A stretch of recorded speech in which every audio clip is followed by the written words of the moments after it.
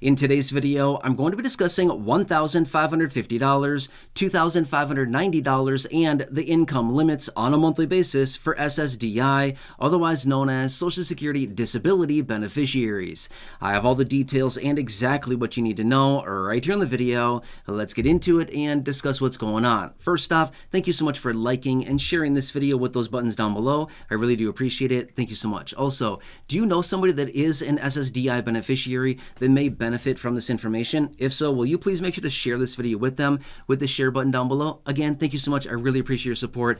Thank you so much for watching, and let's get into it and talk about it. All right, so I want to talk about the numbers here because these are important, and I do get questions about this on a fairly regular basis. Not all the time, but often enough where it is worth a dedicated video because these are very important numbers on a monthly basis that do directly pertain to SSDI, Social Security Disability, not to be mistaken with SSI, Supplemental Security Income. These are two very similar programs, but at the same time, also very, very different at the same time. And these numbers do not apply to SSI, but rather just SSDI and all the millions of beneficiaries that receive these monthly benefits, okay? So anyway, I want to talk through the details. These are the income thresholds on a monthly basis as an SSDI beneficiary. But what does that actually mean, and who does it pertain to, and what else do you need to know about it? Well, luckily, that's why I'm here to talk through the details for you, okay? Now, first off, we need to talk about the two different categories that are basically broken down between the SSDI program, or for these limitations, I should say anyway, okay?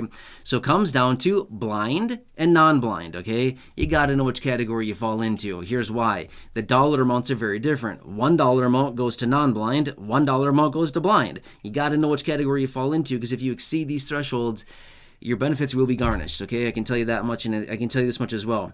If you sustain it for too long, your benefits will be completely ended. That's it. You're done, out of there, okay?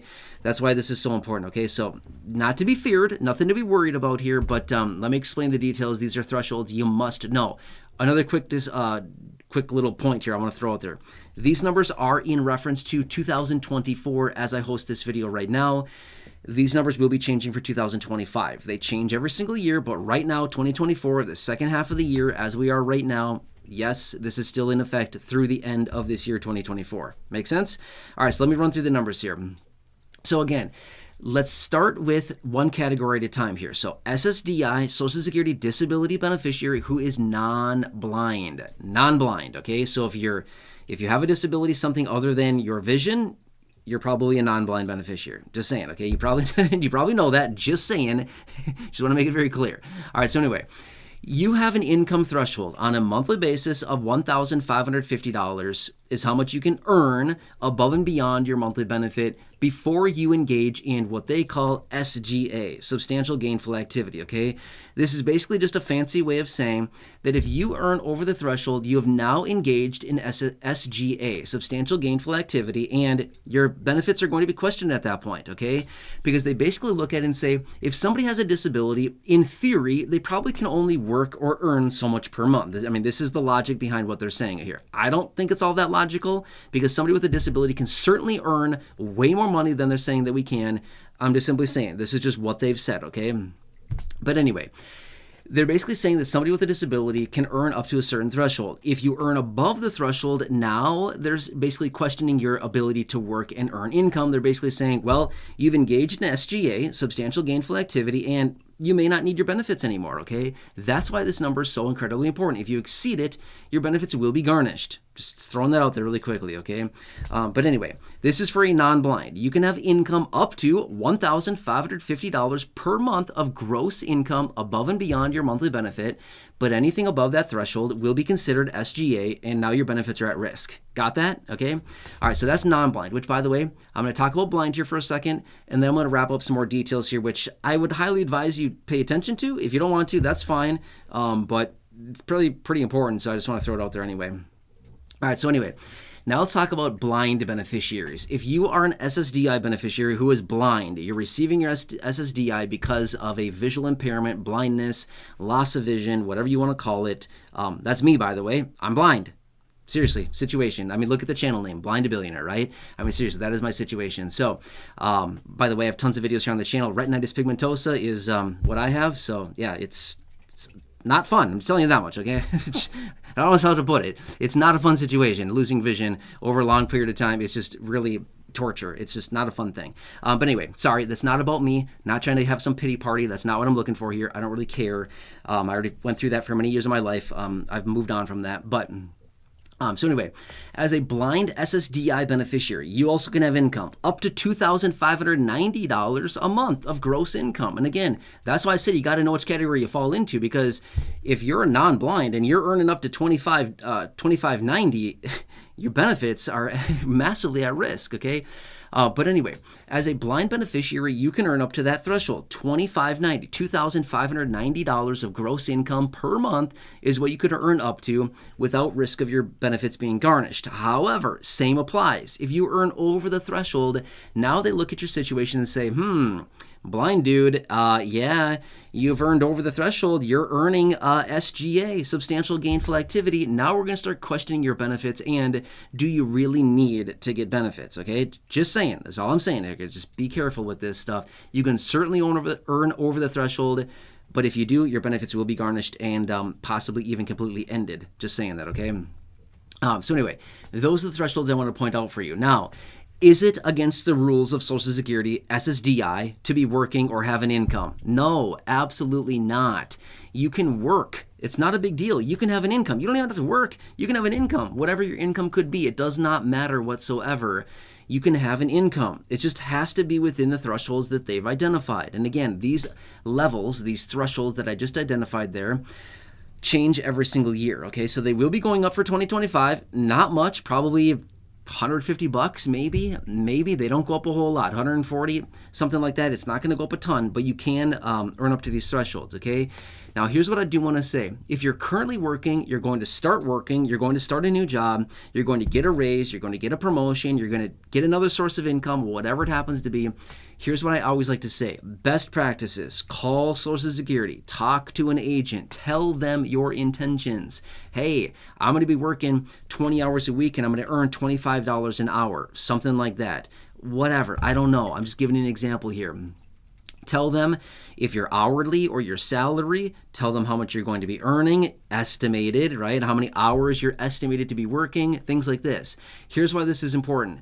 They will take note of all this. They will put it in their system. Is that bad? Oh no, are you going to lose your benefit? No, they don't care. It's totally fine. You can work. There's nothing wrong with that whatsoever. You can have an income. There's nothing wrong with that whatsoever. It's when you exceed the thresholds, that's when you've got a problem. Okay, that's when your benefits are at risk. But they will help you determine, hey, based on your hourly wage of $25 an hour, whatever it happens to be, you can earn or you can work exactly this many hours per week to not exceed the SGA threshold. Does that make sense? So they will help you work all this out. I've done it. I've literally called and had conversations with the agents, and I've done this exact process. That's why I'm telling you to do it, because I've done it myself. And I've had the conversation. The guy I talked to did exactly this. Hey, where are you going to be working? How much are you going to be earning? Is it hourly or salary? What's your hourly pay going to be? How many hours are you going to work? And I told him all this information. He said, okay, based on this information, you can work exactly X number of hours per week, X number of hours per month, and you can earn up to this threshold. You're good then. But if you work more than that, just be prepared. Your benefits will be garnished, okay? That's why I'm trying to tell you this stuff, because I've literally done it myself. Okay, I don't just sit here and make crap up in these videos. I literally have done most of what I talk about here on the channel. I know, okay? I've been doing this quite a while. I know the details behind this stuff. So anyway, I hope this helps you. But again, please take note of these thresholds, okay? The last thing you want to do is get a letter from Social Security that says, hey, sorry, buddy, but we see that you've been working and we've still been paying you your benefits. You've been earning over the threshold, and now we need to ask for $5,000 back, $7,000 back, $10,000 back because we've overpaid you because you've been working all this time. We've been paying your benefit. You've been earning over the threshold, and we didn't know about it. That'd be the worst case scenario. We do not want that to happen. So all of this is in good measure so that you don't get an overpayment letter from Social Security. And that'd be bad. I mean, seriously, that's a really bad and unfortunate, it's a frustrating day when you get that type of letter, okay? So the whole point behind this is that transparency has power. Do not try to hide this from Social Security. I guarantee you, if you try to hide it from them, they will find out, and you're not going to be happy. I'm just going to tell you that much, okay? Do not hide it from them. It's not going to be worth it. I guarantee it, okay?